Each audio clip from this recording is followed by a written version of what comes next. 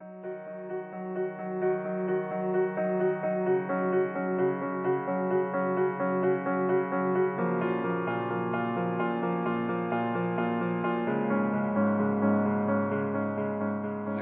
noon na ginawa ko na nag-organize ako ng mga farmer para magkaroon sila ng magandang kinabukasan tungo sa kanilang pagpa-farmer. At saka nagdating din ang panahon ng ang KFI at saka CRS ay nagbibigay sila ng mga seminar para sa technology ng pag-aalaga ng kape. At mula noon, sa dami ng natutuhan namin sa mga technology na itinuturo ng CRS at saka KFI, nagkaroon kami ng lakas na loob na mag-expand sa aming mga kape at pagtatanim ng kape.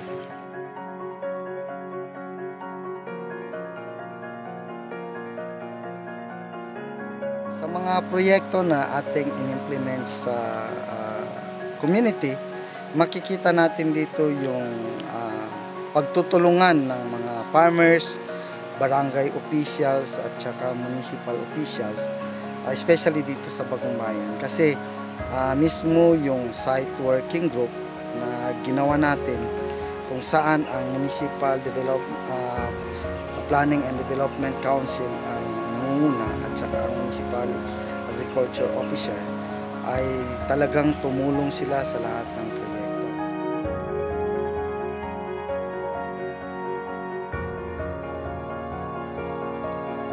Nagpasalamat man kita nga ang Kantuntaya because we keep on looking for our partners in development. Kaya kung saligan lang natin ang aton nga kapasidad bilang LGU o bilang local government unit, of course, makaya man natin, pero mas manamit din kung may partner kita.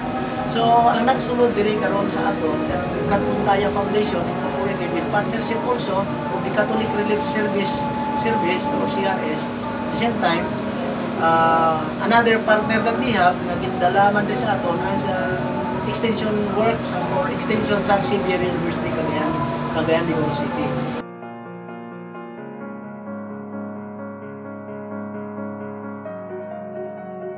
Isa pagid nga proyekto na amo nahanda sa inyo kag sa gihapon ang Kantuntaya CRS nagabulig yang hapon sa aton. Dira ko magkanto kami diri sa compound sa munisipyo, makita ninyo ang malapad na nursery. The polybags were given by the CRS Kantuntaya kag ginbutangan kani sa mga fertile soil and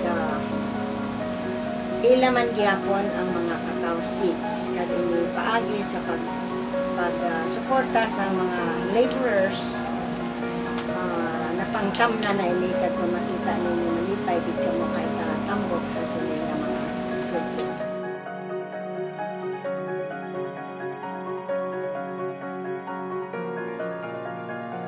Siguro naman makikita nyo doon sa ibang farmers na kasama sa interview, ang kanilang karanasan, sila yung buhay na saksi na makapagpapatunay kung ano yung kanilang napala sa pagsama sa proyektong ito.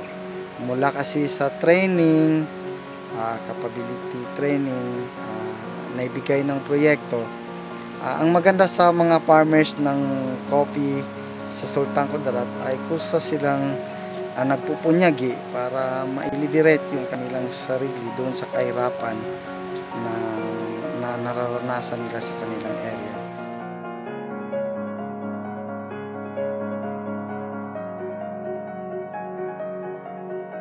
In summary, ang effort sa aton nga lokal nga pamunuan with the different partners that we have nagapadulong sa pagpaayo sa palangabuhian sa mga atong katawan, at the same time raising the taxes for the local government unit, na in return ang local government unit makabalik serbisyo sa katawan.